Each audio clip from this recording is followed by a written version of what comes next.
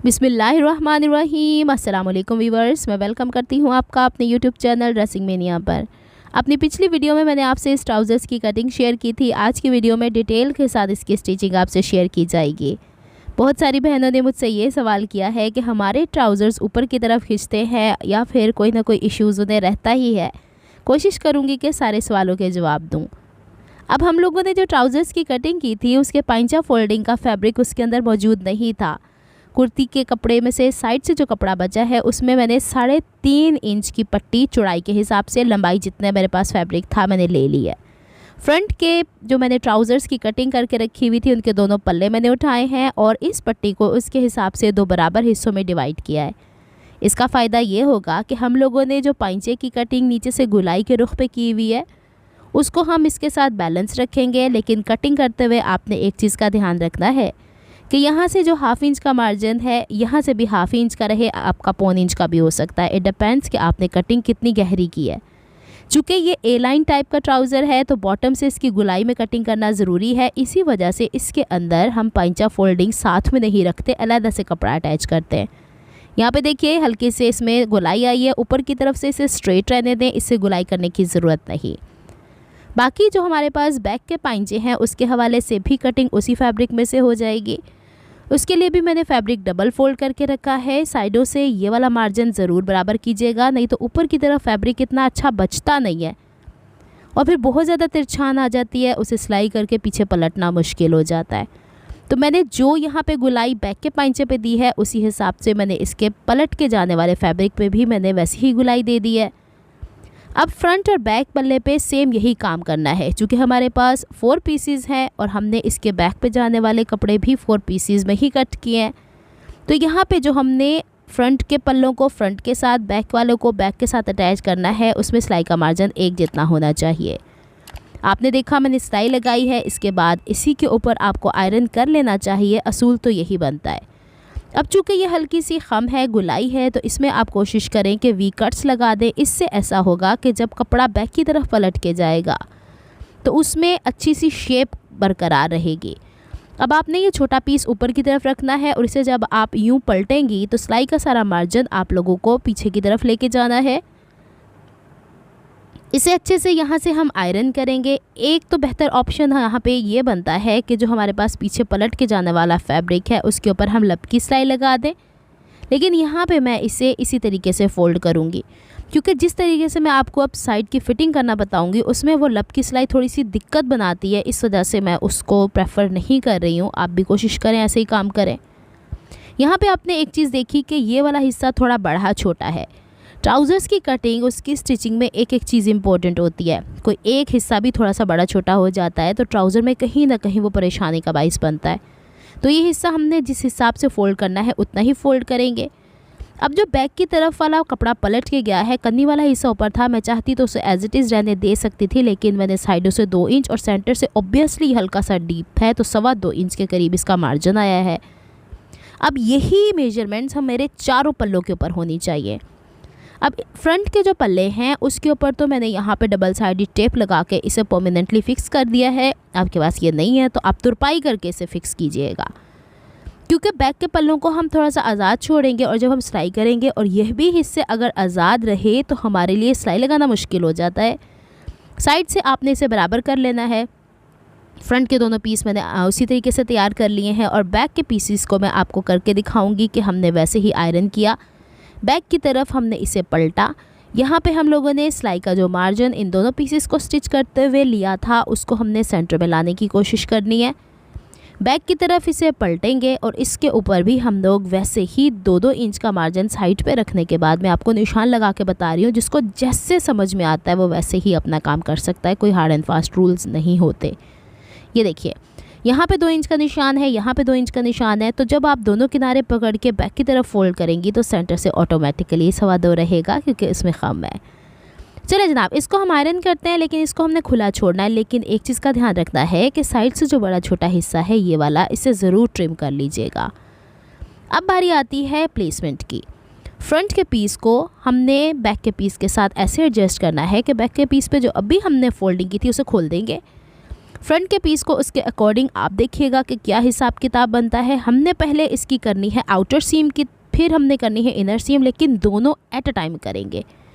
किस तरीके से करेंगे ये देखें, ये वाला पीस हमने खोला हुआ है, इसे थोड़ा सा करीब करके मैं आपको दिखाऊंगी।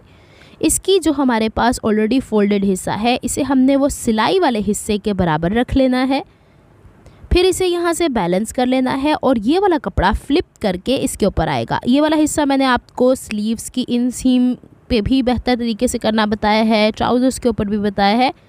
इससे ज़रा ये सिलाई थोड़ी सी गुम सिलाई में हो जाएगी और फिर ट्राउज़र पहना हुआ बड़ा खूबसूरत लगता है, धागे अंदर के खिंच के बाहर नहीं आते। दोबारा से देख लीजिएगा इसे मैंने किस तरीके से फ़ोल्ड किया, यानी उसको प्लेस करना है, फिर इस हिस्से को फ़ोल्ड करना है। थोड़ी एहतियात कर लें, थोड़ा टाइम दे लें इस जगह पे, तो इसके कॉर्नर्स भी इंतहाई खूबसूरत बनते हैं और सिलाई भी बहुत प्यारी आती है। तो चले, अब आपने पहले 2-3 टांके लेने हैं इस तरीके से, फिर आपने सिलाई मशीन को रोक के पूरे चारों पीसीस को बराबर रख के फिर सिलाई करनी है। अब बाज़ औक़ात यहाँ पे ऐसा होता है, कटिंग में अगर कोई ख़राबी हो तो फ्रंट के पल्ले के बजाय बैक का पल्ला, या बैक के पल्ले के बजाय फ्रंट के पल्ले की लंबाई या उसकी कटाई इस तरीके से होती है कि उसे ज़बरदस्ती खींच के पूरा किया जाता है। ऐसे काम नहीं करने हैं। आपने किसी भी फैब्रिक को खींच के सिलाई करनी ही नहीं है। ये देखिए ऊपर तक ये बराबर गया है। अगर आपकी सिलाई, आपके कपड़े की कटाई प्रॉपर हुई होगी तो ये दिक्कत तो होगी भी नहीं, क्योंकि ये ट्राउज़र मैंने आपको इन सीम से भी आउट सीम से भी थोड़ा उरेब में कट करना बताया है। और उरेब में तो होता ही है कि कपड़े को खींच के जितना करेंगे उतने उसमें बल आएंगे। अब मैं यहाँ पे इन सीम की सिलाई भी वैसे ही कर रही हूँ जैसे आउट सीम की। आप चाहें तो पहले आउटर सीम की जो हमने सिलाई की है उसे खोल के उसकी सिलाइयाँ बराबर करके आयरन कर सकती हैं, लेकिन मैं आपको आज थोड़ा सा वक्त बचाने का और इस्त्री से बिल बचाने का तरीका भी बता दूँगी। तो अब हम इसकी इनसीम की सिलाई करें। इसी तरीके से हमने दूसरे लेग पीस को भी तैयार कर लेना है, ये जहन में बात रखिएगा।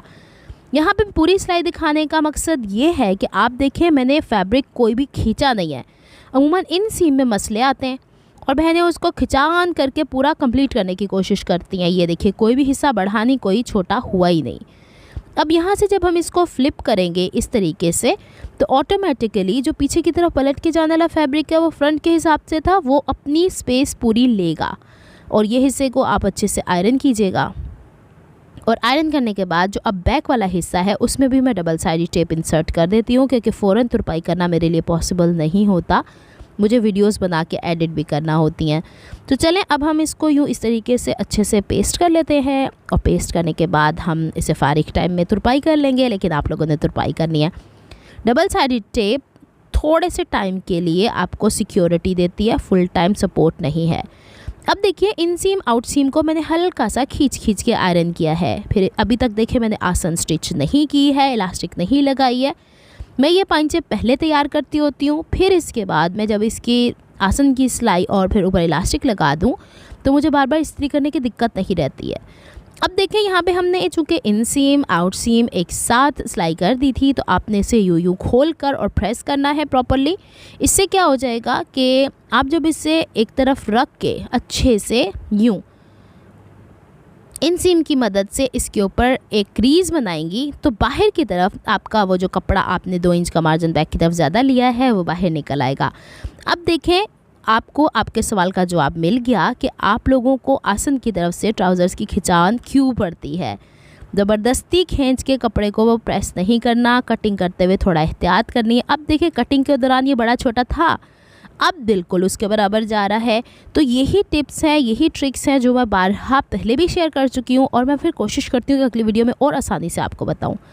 अब दोनों पीसेस मैंने तैयार कर लिए हैं। अब तो आप लोगों ने एक और चीज़ जहन में रखनी है, इन सीम आउटर सीम पांचा आप पहले बना लेंगी, आसन आप बाद में ज्वाइन करेंगी।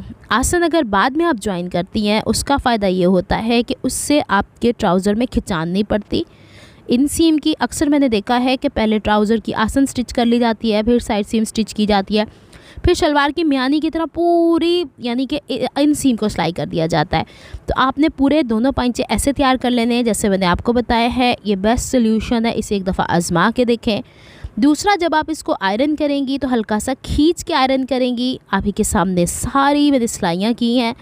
आपकी सिलाई में भी बाजूकत खिंचाव बहुत ज़्यादा होता है। मशीन को आप प्रॉपरली एक जगह पे उसके टांके को फिक्स करें तो अपना कपड़ा जब भी आप स्टिच करने लगती हैं, जो भी नया सूट, उसके ऊपर छोटे पीसेस जो बचे हुए होते हैं ऑब्वियसली आपने कट किया हुआ होता है, उसके ऊपर आप सिलाई लगा के देखें आया खिंचान तो नहीं पड़ रही, उसके हिसाब से अपर टेंशन लोअर टेंशन को एडजस्ट कर लिया करें, फिर तो आपका काम बहुत आसान हो जाता है। अच्छा जनाब, अब हम आसन की सिलाई करना शुरू करते हैं। और आसन की सिलाई करते हुए भी आपने ये ध्यान रखना है कि इसमें बुरे तरीके से आसन को खींच के सिलाई नहीं करना। फिर एक बात बोल रही हूँ, अगर आपकी कटिंग प्रॉपर हुई हुई होगी तो ना कोई पीस बड़ा होगा ना कोई पीस छोटा होगा।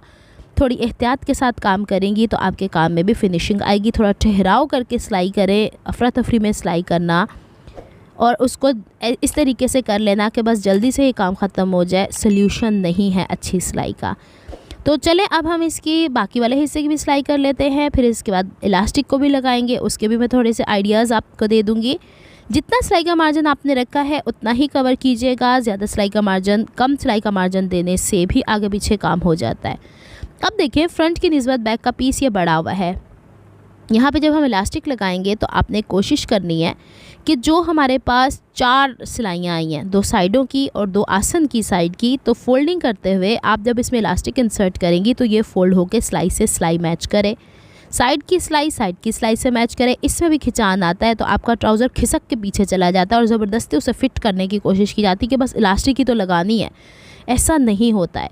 अब आपने इसमें जहाँ पे पिंच डालेंगी यानी पिंच बना के उसकी चुन्नट डालेंगी ना, तो वो आपका पीछे की तरफ रह जाना चाहिए, आगे की तरफ नहीं। इसके बाद इलास्टिक कितनी आपको चाहिए, जितनी आपकी वेस्ट है अपने बॉडी से मेजर करें। मेरे हिस्से में अगर वो 32 इंच आती है तो मैंने ये 26 इंच की इलास्टिक काटी है क्योंकि इसमें इलास्टिसिटी ज़्यादा है। अब मैं जब इसे देखिएगा सिलाई करूँगी तो मैंने सिलाई से सिलाई को मैनेज किया है। कोने की सिलाई लगानी है, इलास्टिक जितनी भी लगानी है आपने, ये नहीं कि बिल्कुल ही किनारे की सिलाई लगा के उसे आपने सिलवटें ही डाल देनी है। इलास्टिक के मार्जिन से थोड़ा कपड़ा एक्स्ट्रा रखा करें ताकि इस तरह से देखें तकरीबन 1/4 इंच ये कपड़ा एक्स्ट्रा जा रहा है। अब मैं साइड सीम की तरफ आ रही हूँ तो आप ही के सामने मैं सारी फोल्डिंग्स करके दिखाऊंगी कि ये सिलाई से कपड़ा मैच करना चाहिए यहाँ तक। अब हम इसकी सिलाई को जब बैक की तरफ ले जाएंगे तो ऑब्वियसली हमारे पास इलास्टिक का मार्जिन कम हो जाता है और कपड़े का मार्जिन ज़्यादा हो जाता है। यहाँ से आपको जो तिरछान नज़र आ रही आएगी क्योंकि हमने उरेब में कट किया है, उसको ज़बरदस्ती खींच के ज़्यादा बल डालने की कोशिश नहीं करनी है। आपने इलास्टिक आगे खींचते चले जाना है और कपड़े को पीछे खींचते चले जाएगा। अब यहाँ पे थोड़ी सी दूर होंगी ना, तकरीबन कोई 5-6 इंच, तो आपने अगले हिसाब कर लेना है। ये नहीं कि बिल्कुल ही किनारे पे जाके आपको ख्याल है हाँ इतना ज़्यादा कपड़ा बच गया है तो हम इसको यहाँ पे फिट कर दें, ऐसा नहीं होता है। थोड़ा सा दिमाग लड़ा के समझ के काम करेंगी। आज मैंने वीडियो हर उस बिगनर के लिए बना दी है जिनको दिक्कत भी होती है, परेशानियां भी होती हैं। और यहाँ पे जब मैं दूसरा हिस्सा स्टिच कर रही हूँ, आपके सामने देखें जी, उरेब कपड़े को जब मैंने इस तरीके से रखा है तो कहीं चुन्नट आई है, कहीं पे मैंने कोई प्लीट दी है? नहीं। उरेब कपड़े को जितना आप खींचेंगी उतनी चुन्नटें देनी शुरू हो जाएंगी और उतनी शलवार या ट्राउज़र खिसक के आपका साइड की तरफ या सेंटर की तरफ आ जाएगा, ऑब्वियसली जिस तरफ को आपने स्ट्रेच दिया है। आ रही बात समझ में? अब आप लोगों को उम्मीद करती हूँ इससे ज़्यादा और आसान वीडियो अगर और होगी तो और अल्फाज इस्तेमाल कर लूँगी।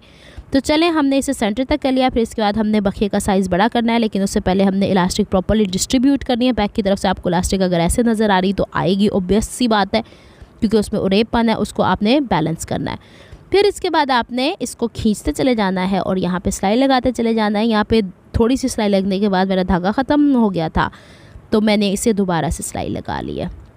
बहरहाल इसके सिलाई लगाने का तरीका यही है। जब मैं वीडियो बना चुकी थी फिर मैंने रियलाइज़ किया और मैंने दोबारा से धागा लगा के और इसे काम कर लिया था। ये देखें, इसको एडजस्टमेंट्स कैसे करनी है, मेन पर्पज़ ये है। उम्मीद करती हूँ जनाब ये सारी टिप्स आपको अब हेल्प करेंगी कि आपका पंचा ऊपर क्यों उठता है, बैठते उठते हुए आप थाई से क्यों वहाँ से मसले बनते हैं, इनर थाइस की तरफ से आपके ट्राउज़र्स में स्ट्रेच क्यों आता है, फिर आपको इसमें रुमाली डालने की ज़रूरत क्यों पड़ती है, क्योंकि अगर आपने प्रॉपर पूरा कपड़ा नहीं लिया हुआ तो फिर रुमाली तो डालनी ही पड़ेगी ना। तो वो वाला ऑप्शन हमेशा मैं साइड पे रखती हूँ, क्योंकि ट्राउज़र ऐसी जगह है जहाँ पे हम चलते फिरते हैं तो कपड़ा ज़्यादा घिसता है और उसमें रुमाली डालने का ऑप्शन मैं नहीं इस्तेमाल करती हूँ। तो लें जनाब, ये हो गया हमारा ट्राउज़र पूरा तैयार और उम्मीद करती हूँ आपका समझ में आ गया होगा। इसका पंचा बना है तकरीबन 15 इंचज़ वाइड और ऊपर की तरफ से देखें इलास्टिक यही मार्जिन देखें, मैंने दोबारा से सिलाई लगा ली जैसा कि मैंने आपसे कहा था।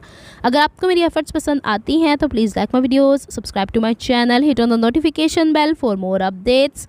और मैं इसको यूँ भी रख के दिखा देती हूँ, जैसे आप कहेंगे वैसे रख के दिखा देती हूँ। इसे मैं पहनती हूँ, ये मेरे अपने ही ड्रेसेस होते हैं और बहुत कम ऐसा होता है कि ड्रेसेस निकलते हैं और निकल भी जाते हैं।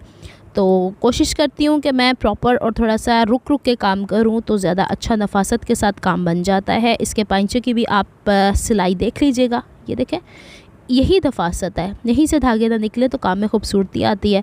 यही चीज़ें आप अपनाएं, उम्मीद करती हूँ आपको समझ आया होगा। नेक्स्ट वीडियो तक के लिए दुआ में याद रखिएगा, अपना बहुत सारा ख्याल रखिएगा। अल्लाह हाफिज़।